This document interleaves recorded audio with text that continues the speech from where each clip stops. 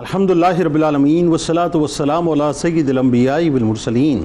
اللہم صلی علی سیدنا و مولانا محمد وعلی آلہ واصحابہ وبارک وسلم وصلی علیہ۔ دنیا کے تمام دیکھنے والوں کو، تمام چاہنے والوں کو، تمام پیار کرنے والوں کو، اور جہاں جہاں تک اس وقت میری آواز کو سنا اور مجھے دیکھا جا رہا ہے، جنید اقبال کی جانب سے انتہائی محبت کے ساتھ السلام علیکم۔ ایک بار پھر ناظرین، آپ کو پر نور صبح میں صبح نور کے ساتھ میں دل کی گہرائیوں سے خوش آمدید کہتا ہوں، اور آئیے بلا توقف چلتے ہیں حضرت ابو انیس محمد برکت علی علیہ رحمہ کی تالیف اسماء النبی کریم صلی اللہ علیہ وآلہ وسلم سے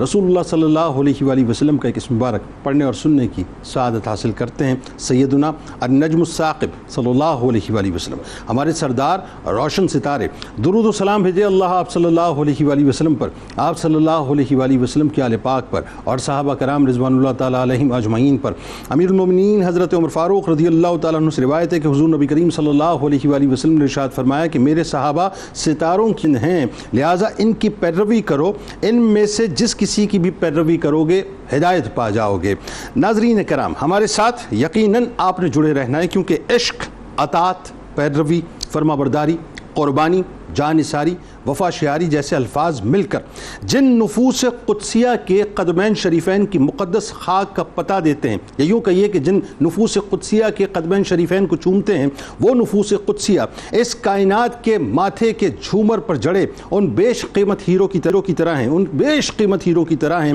جنہیں صحابہ کرام کے نام سے یاد کیا جاتا ہے، جو جیتے بھی سرور دو جہاں صلی اللہ علیہ وآلہ وسلم کے لیے تھے اور مرتے بھی رخ مصطفیٰ صلی اللہ علیہ وآلہ وسلم پر تھے، جن کی پوری حیات طیبہ اسلام کے قالب میں ڈھل گئی تھی، اور اسلام جن کے قالب میں ڈھل چکا تھا، جو سعادتوں کی اس اعلیٰ ترین منزل پر تشریف فرما تھے کہ جہاں ہماری پوری زندگیوں کے اعمال امام الانبیاء کی بارگاہ میں گزارے ہوئے ان کے ایک لمحہ عقیدت کے سامنے مکمل طور پہ ہیچ ہیں کہ انہی نفوس قدسیہ کی مقدس ترین صف میں اپنے انتہائی منفرد، انوکھے اور نرالے عشق کے ساتھ رازدار اسرار نبی قبول اسلام سے پہلے 3 سال تک رات بھر کھڑے ہو کر خدائے واحد کی عبادت کرنے والے، یہاں تک کہ رات کے آخری حصے میں تھک کر زمین پر گر جانے والے، زہد و تقوی میں بے مثال، علم و عمل میں یکتا، وعدہ نبھانے والے، وصیت پوری کرنے والے، لوگوں سے بلا ضرورت میل جول سے کترانے والے، حق بات بیان کرنے میں کسی ملامت کرنے والے کی ملامت سے خوفزدہ نہ ہونے والے،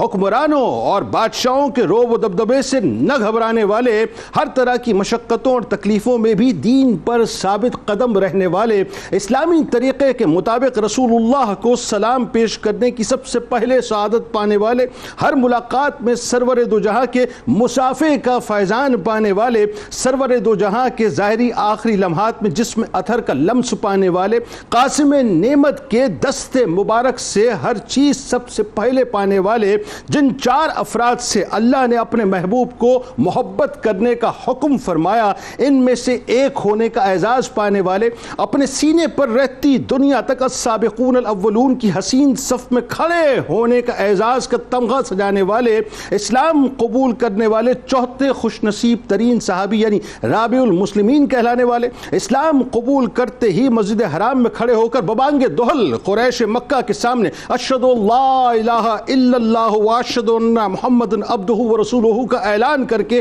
بے انتہا تشدد کیے جانے والے، اپنی محنتوں سے اپنے خاندان، اپنے قبیلے اور بنو اسلم کو داخل اسلام کرنے والے، مشن مصطفیٰ سے اس درجے محبت کرنے والے کہ ابتدائی ایمان لانے والوں کے بعد حکم مصطفیٰ کے مطابق 17 سال تک مشن اسلام پر کام کرنے والے، پھر غزوہ خندق کے موقع پر اپنے آقا سے ملاقات کے بعد زندگی کے آخری لمحے تک اسلام کی خدمت کرنے والے، حضرت سیدنا جندب بن جنادہ ابو ذر غفاری رضی اللہ تعالیٰ عنہ کا شمار ناظرین نہایت جلیل القدر صحابہ کرام رضوان اللہ تعالیٰ علیہم اجمعین میں ہوتا ہے، جن کو یہ عظیم ترین اعزاز بھی حاصل رہا کہ مدینہ پاک کی پہلی اسلامک یونیورسٹی، جس کے پائنیئر، جس کے ٹیچر، جس کے معلم اعظم امام الانبیاء ہیں آپ رضی اللہ تعالیٰ عنہ، اس صفہ یونیورسٹی کے اسٹوڈنٹ بھی رہے، اور تاریخ گواہ ہے کہ پھر ثقہ راویوں اور عظیم المرتبت محدثین میں آپ کا شمار ہونے لگا۔ ابو ذر غفاری رضی اللہ تعالیٰ عنہ ناظرین فطرتاً مختلف قماش اور قبیل کی ہستی تھے، آپ رضی اللہ تعالیٰ عنہ کی ہستی پر فقیری غالب تھی،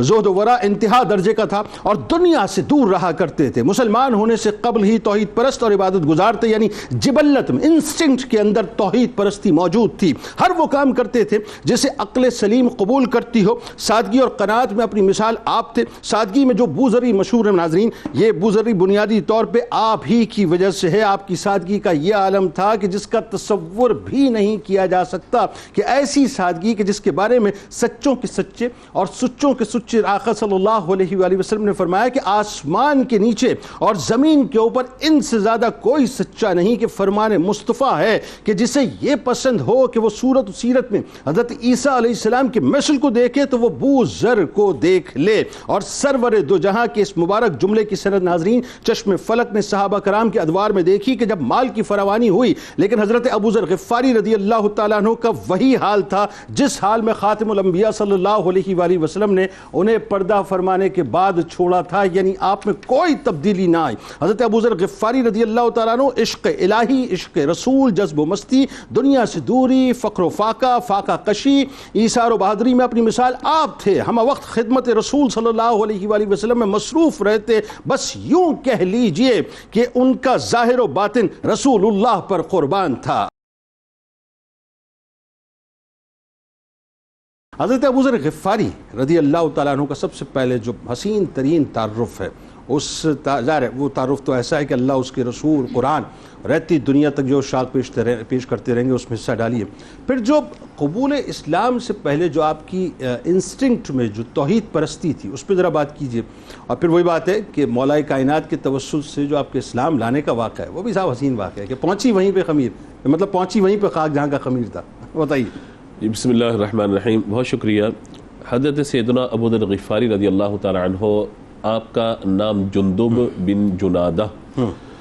اور ابو ذر آپ کی کنیت، یعنی نام سے پہلے کوئی بھی لقب یا اسم ذکر کیا جاتا ہے، یا تو وہ بعض اوقات کسی نے کوئی لقب دیا ہوتا ہے اس وجہ سے نام ذکر کر دیا جاتا ہے. جیسے نبی مکرم علیہ الصلوۃ والسلام نے حضرت سیدنا عبداللہ یا حضرت عبد الرحمن کو ابو ہریرہ کہہ دیا تو ان کا وہی لقب جو ہے وہ مشہور ہو گیا. اسی طریقے سے نبی مکرم علیہ الصلوۃ والسلام نے حضرت سیدنا عبداللہ جن کو صدیق اکبر یا ابو بکر کہہ دیا، دونوں کہہ دیا، تو ابو بکر آپ کی کنیت ہوگی، صدیق اکبر آپ کا لقب ہو گیا. اسی نام سے ہم مشہور ہو گئے اور عبداللہ نام سے لوگ آپ کو بہت کم جانتے ہیں. یعنی کیسا پیار کا اور مان کا انداز ہے. جی بالکل. تو یہ کنیت اس لقب کو کہا جاتا ہے کہ جو یا تو کسی کی وجہ سے دے دیا جائے یا بعض اوقات بندہ کنیت خود منتخب کرتا ہے اپنی اولاد کی وجہ سے یا اپنے کسی کام کی وجہ سے. بالکل ٹھیک ہے. تو جیسے حضرت ابوبکر صدیق اللہ تعالیٰ کے بارے میں ابو بکر اولیت والا، ہر کام میں اولیت والے، اس وجہ سے آپ کو ابو بکر کہہ دیا گیا. تو یوں مطلب جو ہے بعض اوقات یہ ہوتا ہے کہ کنیت جو ہے وہ یا تو اپنا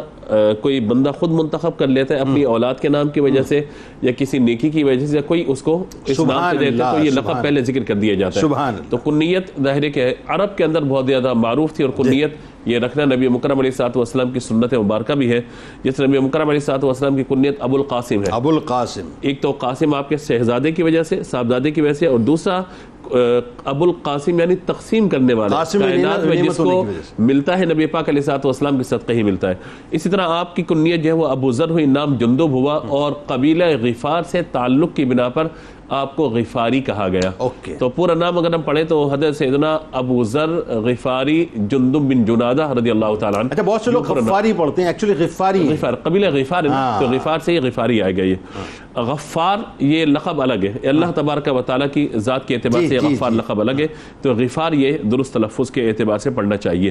دوسری، اللہ تبارک و تعالیٰ نے آپ کی خصوصیت بخشی کہ بعض لوگ وہ ہیں کہ جو بت پرستی میں مبتلا رہے، کفر و شرک کے اندھیروں میں رہے، پھر بعد میں نبی مکرم علیہ الصلوۃ والسلام کی نگاہ نبوت سے فیض پا کر انہیں اللہ تبارک و تعالی نے اسلام کے نور سے جب ان کے قلوب و اذہان کو روشن و منور فرمایا تو پھر عمر بھر پھر وہ توحید پرستی کے ساتھ اور نبی پاک علیہ الصلوۃ والسلام کی ذات پر ایمان لانے کے بعد اسلام پر ثابت قدم رہے. لیکن کچھ ہستی ایسی ہیں کہ جن کے بارے میں ہمیشہ ذکر رہا کہ جو ہمیشہ اپنی فطرت کے اعتبار سے توحید پرست رہے، کبھی ان کی ذات میں بت پرستی نظر نہیں آتی، جن میں اگر ہم ذکر کریں تو خاص طور پر آج جس ہستی کا ذکر حضرت ابو ذر غفاری رضی اللہ تعالیٰ عنہ اور ان کی رہنمائی کرنے والے جو نبی پاک علیہ السلام کی بارگاہ تک ان کو لے گئے تھے، مولانا مرتضیٰ شیر خدا، وہ وجہ الکریم ہے، وہ وجہ الکریم ہے، جی وہ وجہ الکریم ہے اس اعتبار سے، یعنی باقی صحابہ کے ساتھ رضی اللہ تعالیٰ عنہ ان کے ساتھ کرم اللہ تعالیٰ وجہ الکریم کہا جاتا ہے کہ اللہ تعالیٰ ان کے چہرے مبارک پر مزید کرم اور مزید انوار و تجلیات کی بارک نازل فرمائے، کیونکہ ان کا چہرہ اپنے رب کے علاوہ کس کے آگے جھکا ہی نہیں ہے۔ تو اس اعتبار سے یہ موحد و توحید پرست اس طریقے سے حضرت ابوبکر صدیق رضی اللہ تعالیٰ عنہ کے بارے میں بھی یہ بات مشہور ہے کہ کبھی بھی آپ کا چہرہ بت پرست کے آگے یعنی بت پرستی میں کبھی بھی آپ جو ہے ملوث نہیں رہے۔ تو یوں اس اعتبار سے اللہ تعالیٰ نے حضرت ابو ذر غفاری رضی اللہ تعالیٰ کو یہ سعادت عطا فرمائی۔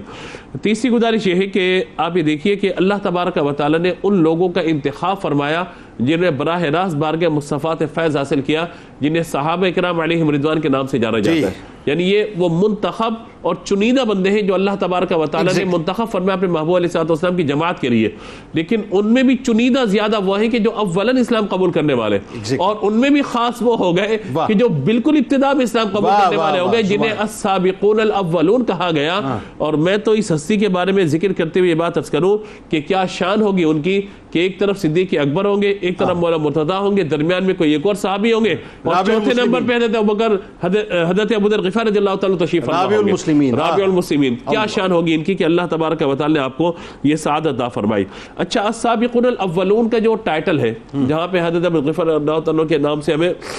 نظر آ رہا ہے، وہی علماء نے یہ فرمایا کہ السابقون الاولون سے مراد کیا ہے۔ اولاً تو وہ لوگ کہ جنہوں نے اولاً نبی پاک علیہ السلام کی بارگاہ میں اسلام قبول کیا۔ دوسرا فرمایا کہ السابقون الاولون کی ایک تعریف یہ بھی ہے کہ وہ لوگ کہ جو سب سے پہلے غزوے کے اندر شامل ہوئے، غزوہ بدر کے اندر شامل ہوئے، ان کو بھی السابقون الاولون کہا گیا۔ لیکن دلچسپ بات جو آج میری معلومات میں اضافے کا سبب بنتی ہے وہ یہ ہے کہ فرمایا کہ السابقون الاولون وہ اصحاب رسول صلی اللہ تعالیٰ علیہ وسلم ہیں کہ جنہوں نے دونوں قبلوں کی طرف رخ کر کے نماز کو ادا کیا۔ واہ سبحان اللہ، بے شک، یعنی بیت المقدس سے بھی رخ کر کے نماز کو ادا کیا، پھر مکہ مکرمہ سے رخ کر کے بھی انہوں نے نماز کو ادا کیا۔ تو اس اعتبار سے اللہ تعالیٰ نے آپ کو یہ سعادت عطا فرمائی۔ اب آپ دیکھیے کہ جب آپ تشریف لائے ہیں مکہ مکرمہ اپنے قبیلے سے، جب مکہ مکرمہ تشریف لائے ہیں تو ایک مسافر کے انداز اختیار کرتے ہوئے آپ تشریف لائے۔ حضرت علی سے ملاقات ہوئی، مسافر سمجھ کے گھر پہ لے کے کھانا وغیرہ کھلایا۔ اگلے دن جب ملاقات ہوتی ہے تو پوچھا کہ آنے کا مقصد کیا ہے، خدمت گزاری تو ہم کر رہے ہیں، تو انہوں نے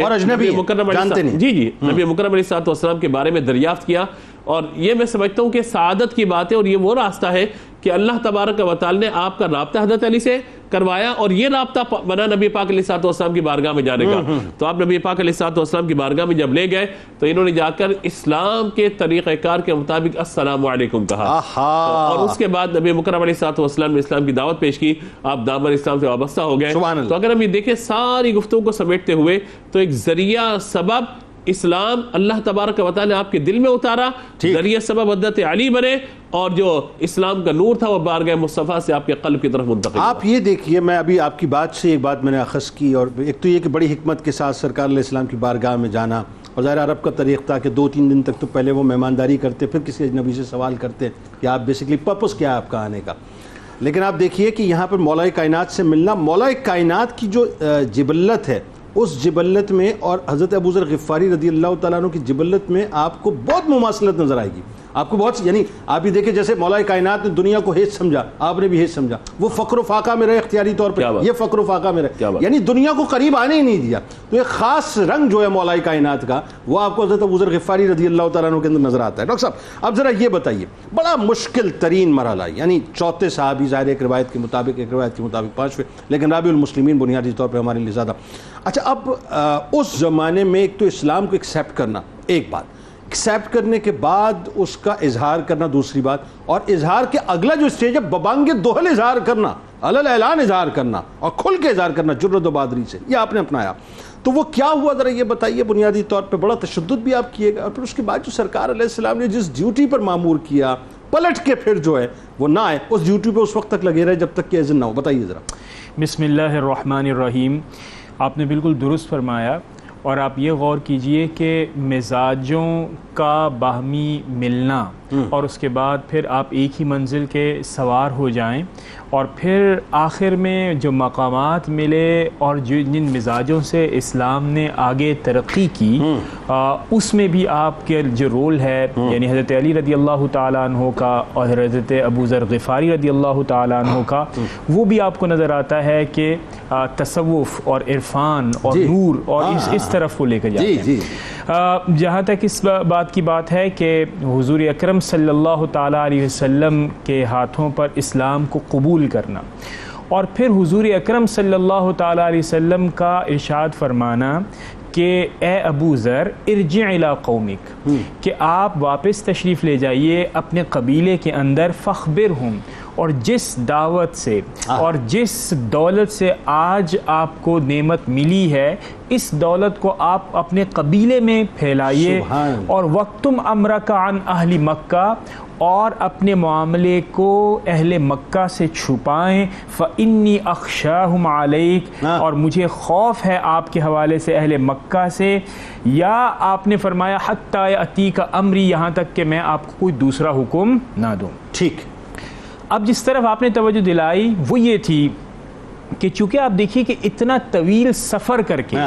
اور پھر اس زمانے کے اندر جب اسلام کی دعوت ابھی اعلانیہ نہیں ہوتی تھی اور ابھی اسلام کی ابتدائی دعوت دی جا رہی تھی تاکہ لوگ وہ اسلام قبول کریں جو واقعتاً اپنا تن من دھن سب کچھ اسلام کے اعلیٰ کے لیے قربان کر سکتے ہیں اس زمانے کے اندر، اور وہ جوش اگر آپ رکھیں تو آپ نے فرمایا کہ اے اللہ کے رسول والذی نفسی بیدہ، اے اللہ کے رسول جس کے قبضہ قدرت میں میری جان ہے، ولا اسوتن یا لاسرخن بها لَأَصْرُخُنَّ بِهَا بَيْنَ ظَهْرَانِهِمْ، میں تو یقیناً بلند آواز میں ان سب کے سامنے اس بات کا اعلان کروں گا کہ جو دولت مجھے آپ کے دامن سے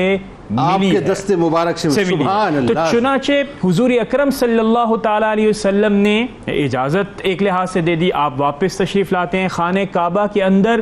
بلند آواز میں ایک روایت کے مطابق اشہد ان لا الہ الا اللہ و اشہد ان محمد عبدہ و رسولہ، اور ایک اور روایت کے مطابق آپ قرآن کریم کی آیات کی تلاوت کرتے ہیں، اور جیسے ہی یہ آیات سنتے ہیں تو اہل مکہ اور جو ان کے سردار تھے یہ سب آپ پر امڑ آتے ہیں، آپ پر تشدد کرتے ہیں، یہاں تک کہ حضرت عباس بن عبد المطلب تشریف لاتے اور آپ یہ کہتے ہیں کہ آپ کس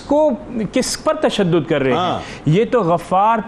قبیلے سے ہیں اور یہ تو تجارتی اہمیت ان کی اتنی ہے کہ آپ تو بھوکے مر جائیں گے، اور پھر یہاں تک ساری سپلائی لائن آپ کی بند، بالکل، لیکن ان کے ہاں مذہبی تشدد اتنا تھا کہ انہوں نے پھر بھی نہ چھوڑا، اور حضرت عباس بن عبد المطلب رضی اللہ تعالیٰ عنہ انہوں نے آپ پر لیٹ کر آپ کو بچایا اور پھر اس طرح آپ کی جو ہے جان بخشی ہوئی۔ پھر حضور اکرم صلی اللہ تعالیٰ علیہ وسلم کے ارشاد کے مطابق آپ واپس اپنے قبیلے تشریف لے کر دوسرے دن بھی پھر یہی واقعہ ہوا؟ نہیں، ہاں، دوسرے دن بھی یہ واقعہ، دو مرتبہ یہ واقعہ ہوا، اور پھر آپ واپس تشریف لے کے گئے اپنے قبیلے کے اندر۔ جب آپ قبیلے کے اندر تشریف لے کر گئے تو آپ نے وہاں پر خوب جان کے ساتھ، خوب محبت کے ساتھ دعوت اسلام کو دیا، یہاں تک کہ پورا قبیلہ، پہلے آپ کے والدین، رشتہ دار، پورا قبیلہ دامن نے اسلام میں داخل ہوا، پھر اسی کے ساتھ ساتھ بنو اسلم نے اسلام کو قبول کیا، اور پھر اس کا جب رزلٹ حضور اکرم صلی اللہ تعالیٰ علیہ وسلم کی بارگاہ میں آتا، جب کوئی مسلمان آپ سے ملنے آتا تو حضور اکرم صلی اللہ تعالیٰ علیہ وسلم کی زبان سے دعا بھی نکلتی اور آپ فرماتے غفار غفر اللہ لہا، کہ اللہ رب العزت بنو غفار کی مغفرت فرما، انہیں معاف فرما۔ اور یوں اگر آپ دیکھیں تو ابتدائے اسلام میں جب آپ حضور اکرم صلی اللہ تعالیٰ علیہ وسلم سے ملتے ہیں کم و بیش کوئی 17 سال کے بعد پھر آپ غزوہ خندق کے بعد ہجرت کر کے مدینہ المنورہ تشریف لائے اور حضور اکرم صلی اللہ تعالیٰ علیہ وسلم کی ایک بار پھر باقاعدہ صحبت اختیار۔ اچھا، اب آپ اندازہ کیجئے صاحب، اتنا بڑا اسپین ہے، یہ کوئی چھوٹی بات نہیں ہے، یعنی اس سے یہ ثابت ہوا کہ رسول کریم صلی اللہ علیہ وآلہ وسلم کے جانثاروں نے ہمیشہ یہ دیکھا کہ سرکار علیہ السلام کا جو مشن ہے وہ بنیادی طور پہ کیا ہے۔ آپ بھی دیکھیں کہ جو رخ مصطفیٰ صلی اللہ علیہ وآلہ وسلم کے دیدار کی لذت کو کسی طور سے چھوڑنا نہ چاہتے تھے، ایک جملہ سرکار علیہ السلام نے فرمایا کہ جاؤ جا کے کام کرو، تو برسا برس جو ہے وہ آپ ان کاموں میں لگے۔ وہی بات ہے جب ابتدا میں آپ نے اعلان کیا، پہلے دن تشدد، دوسرے دن آپ پہ شدید تشدد ہوا۔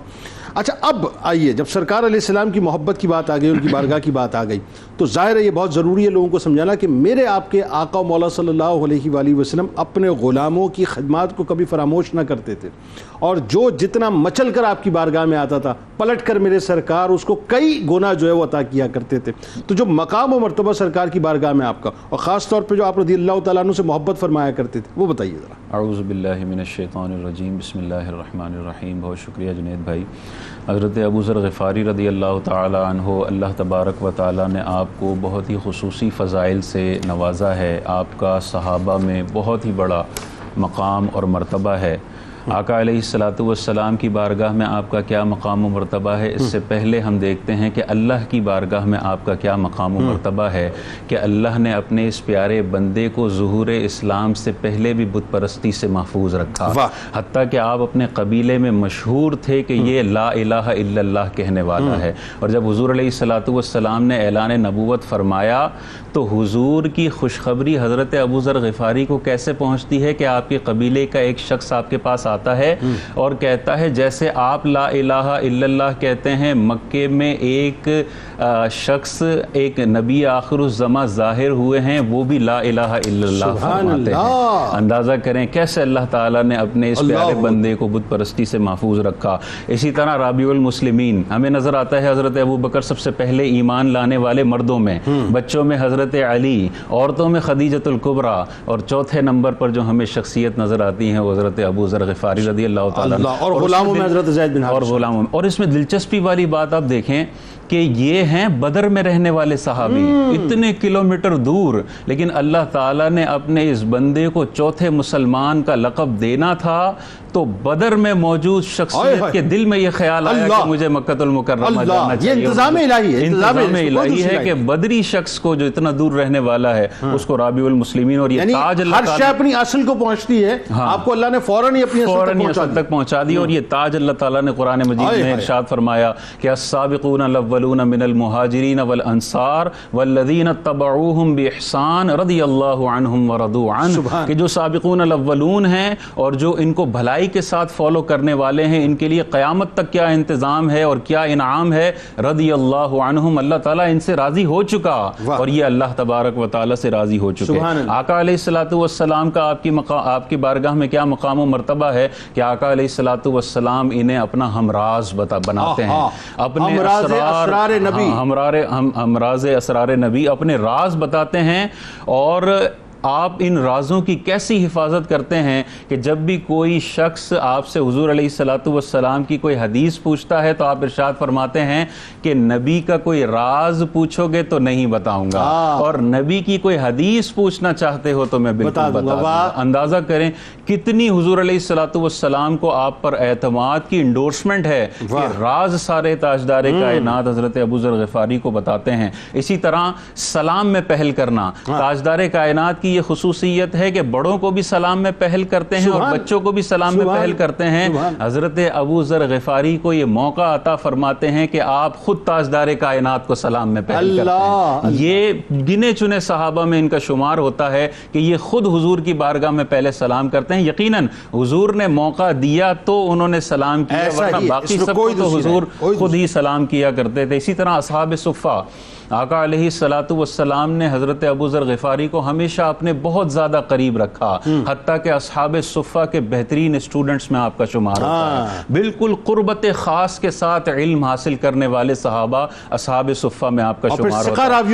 ثقہ راویوں میں۔ آقا علیہ الصلوۃ والسلام نے ارشاد فرمایا کہ اصحاب صفہ میں جو صحابہ ہیں یہ جنت میں میرے سب سے قریب ہوں گے۔ اندازہ کریں اللہ نے اپنے اس پیارے بندے کو دنیا میں بھی نبی کے سب سے زیادہ قریب رکھا کہ چوتھا مسلمان بنا دیا، اور جنت میں بھی اس پیارے بندے وعدے کو اپنے نبی کے سب سے زیادہ قریب رکھا اصحاب صفہ میں شامل کر کے۔ اسی طرح آپ کی شان اور عظمت دیکھیں کہ آقا علیہ الصلوۃ والسلام کبھی بھی ان سے ملاقات کرتے تو ان سے مصافحہ ضرور فرماتے۔ کیا رشک والی بات ہے حضرت ابو ذر غفاری کے لیے کہ حضور علیہ الصلوۃ والسلام کے ہاتھ مبارک کو چھونا آپ کو ہمیشہ آتا ہوتا۔ یعنی جن کے قدمین شریفین سے لمس پانے والی خاک مبارک کسی کو مل جائے تو دنیا کی عظمتیں اسے مل جائیں، وہ نبی جس سے مصافحہ فرمائیں ان کا مقام مرتبہ کیا ہوگا۔ اور حضور کی چھونے کی رفتیں کتنی بلند ہیں۔ بخاری کی وہ تنے والی آیت اگر ہمارے ذہن میں ہو کہ حضور علیہ الصلوۃ والسلام کے جسم اطہر سے جب وہ لکڑی جدا ہوتی ہے تو وہ بچوں کی طرح روتی ہے۔ احادیث میں آتا ہے کہ جو خشک تھنوں والی بکریاں ہوتی ہیں جن کو کبھی دودھ نہیں آیا ہوتا، حضور کے لمس سے کبھی دودھ آنا بند نہیں ہوتا ہے۔ جو بیمار ہوتے ہیں حضور ہاتھ پھیراتے ہیں، ہمیشگی کی بیماری ہمیشہ کے لیے ختم ہو جاتی ہے۔ آقا علیہ الصلوۃ والسلام ایسا زبردست عطا فرماتے تھے۔ اسی طرح آخری لمحات دیکھیں، آقا علیہ السلام کی بارگاہ میں حضرت ابو ذر غفاری آتے ہیں اور والہانہ انداز میں حضور علیہ الصلوۃ والسلام کی طرف جھک جاتے ہیں، اور حضور علیہ الصلوۃ والسلام آخری لمحات میں حضرت ابو ذر غفاری کو سینے سے لگاتے ہیں، سینے مبارک سے چمٹا دیتے ہیں۔ یہ جو خصوصیت ہے یہ 2-3 صحابہ کو ہی حاصل ہے، ہمیں روایتوں میں ملتا ہے، باقی 1,24,000 کم و بیش صحابہ کو یہ فضیلت حاصل نہیں ہے۔ اللہ تعالیٰ نے آپ کو یہ فضیلت عطا فرمائی۔ اور آخری حدیث پاک جو آقا علیہ الصلوۃ والسلام نے خود بھی حضرت ابو ذر غفاری سے محبت کی ہے اور اس امت پر بھی ابو ذر غفاری کی محبت کو واجب کیا ہے، اور فرمایا کہ اللہ نے مجھے حکم دیا ہے کہ میں 4 لوگوں سے محبت کروں، ان میں سے پہلے علی ہیں، دوسرے ابو ذر ہیں، تیسرے مقداد ہیں، اور چوتھے سلمان فارسی ہیں۔ اور پھر سچوں کے حوالے سے آپ نے ارشاد فرمایا کہ روئے زمین پر، آسمان کے نیچے اور زمین کے اوپر حضرت ابو ذر سے سچا کوئی نہیں ہے۔ یہ حضور کے علم غیب کی وسعت بھی ظاہر کرتا ہے کہ روئے زمین پر سب کے دلوں میں جھانک لیا کہ کون کتنا سچا ہے، اور پھر فیصلہ فرمایا کہ اول نمبر پر جو شخصیت آتی ہے وہ حضرت ابو ذر غفاری۔ اور دیکھیے کہ کوئی چیز اگر بارگاہ مصطفیٰ صلی اللہ علیہ وآلہ وسلم سے تقسیم ہوتی تو سب سے پہلے جس نام کو پکارتے وہ سیدنا ابو ذر غفاری رضی اللہ تعالیٰ عنہ کا ہوتا۔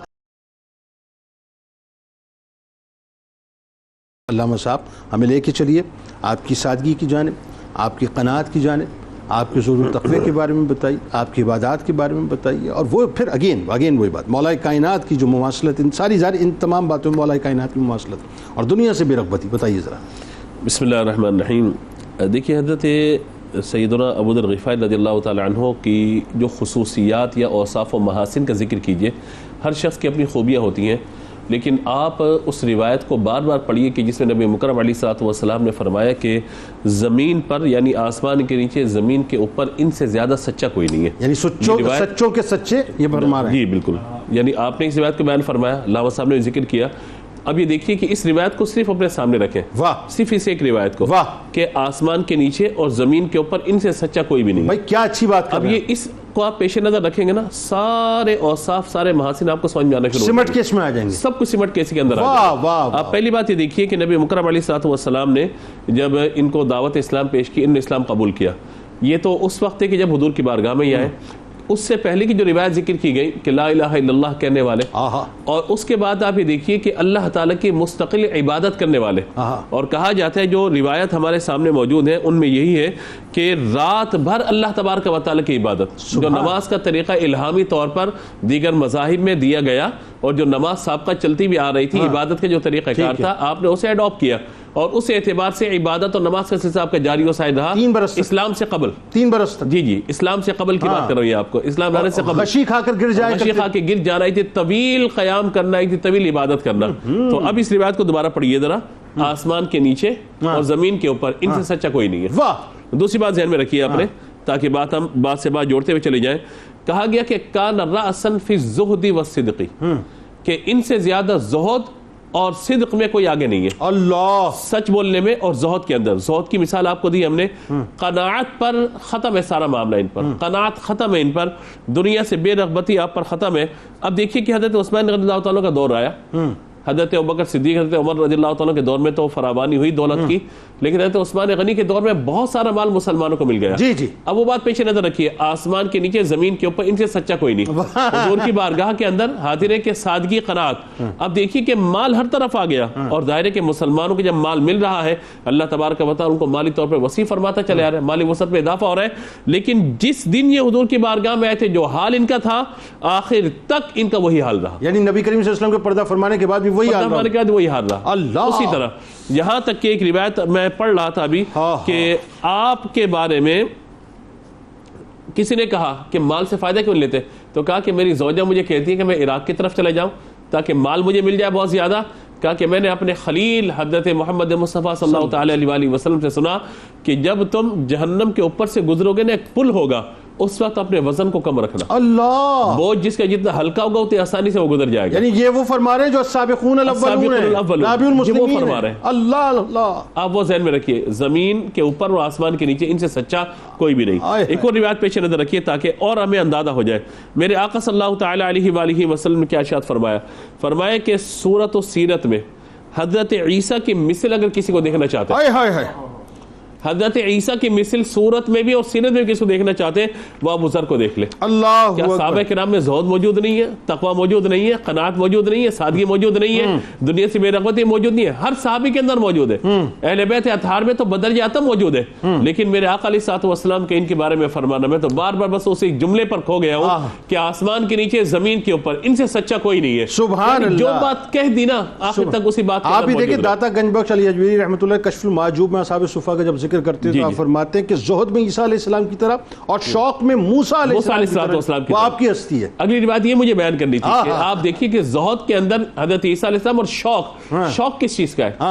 شوق اللہ تبارک و تعالی سے ہم کلام ہونے کا، اللہ کی بارگاہ میں کامیاب ہونے کا شوق.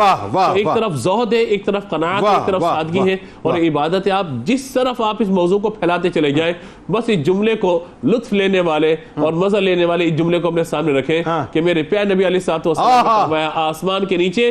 زمین کے اوپر ان سے سچا کوئی بھی نہیں. کمال کر دیا. قول میں بھی سچا، عمل میں بھی سچا، کردار میں بھی سچا، ہر اعتبار سے سچا اور ایسا سچا. اور کیوں نہ ہو کہ آپ دیکھیے جب اسلام لانے کا وقت ہے حضرت علی سے ملاقات ہو رہی ہے اور جب مواخات کا معاملہ ہے حضرت سلمان فارسی سے مواخات ان کی طے کی جا رہی ہے. وہ ان کا بھی عالم دیکھیے کیا تھا. ان کا بھی عالم بھی دیکھ لیجئے، حضرت علی کا عالم بھی دیکھ لیجئے. ظاہر ہے کہ یہ وہ ہستی ہے کہ جن کا ذکر آپ کرتے چلے جائیں اور پھر یہ بات ذہن میں رکھیے کہ آسمان کے نیچے زمین کے اوپر ان سے سچا کوئی نظر نہیں ملتا. مثل ہے نا کہ الجنس یمیل الی الجنس، کہ جنس جو ہے وہ اپنی جنس کے ساتھ پرواز کرتی ہے. ایگزیکٹلی یہ وہی بات ہے.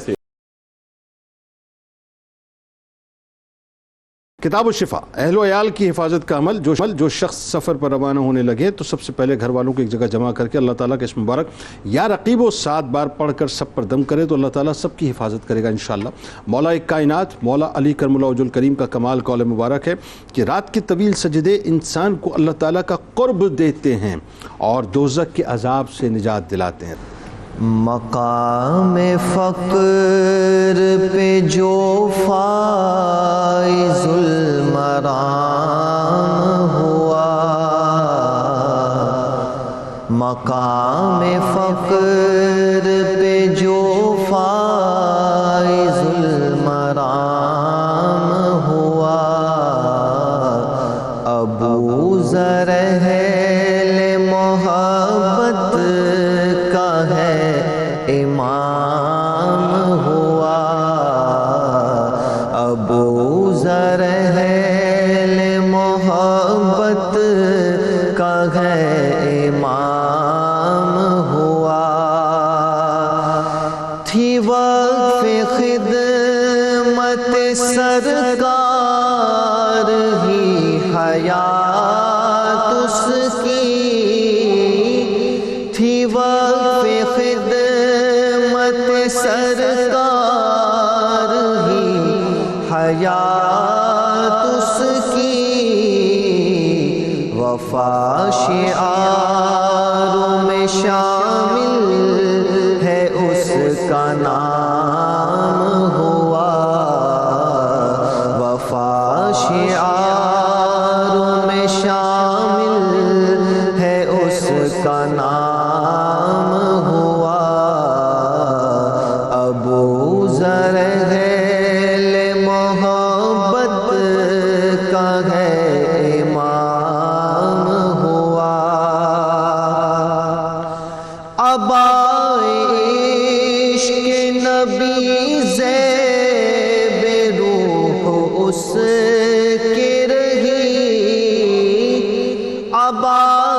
عشق نبی زیب روح اس کی رہی،